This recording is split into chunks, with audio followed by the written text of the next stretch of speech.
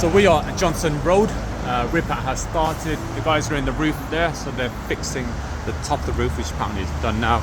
The back roof is also more or less done. Okay, so rip out has started.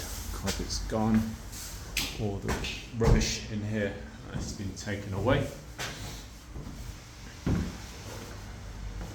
One of the guys are stripping the wallpaper. Wallpaper, as you see, so full of steam. This should be relatively straightforward. This is the kitchen, bit of an odd shape, storage in there.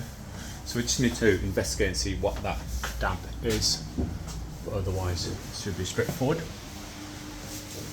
Bit of a mess. But yeah, so all the rubbish that was here has been taken away. The swings are still here, so that will be taken away at the end.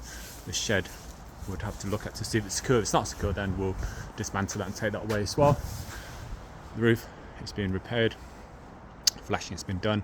The downpipe's been moved so that it's not falling straight. The water's not dripping straight onto the tiles. The roof.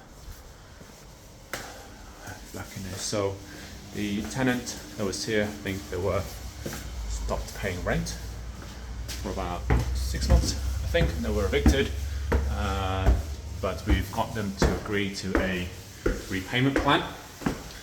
Whether they'll continue or whether they go ahead with it is another question, but at least hopefully the client will get back some money for the arrears and for them leaving this property in such a mess, because this is not going to be cheap to put right, and people keep saying, oh, you know, it's nothing. It's not nothing.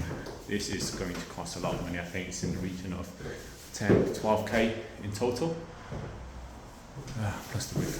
But anyway, so hopefully the tenant with the arrears will pay it off, and that's signs of the leak there, but that's been attended to with the scaffolding, and that's it. See.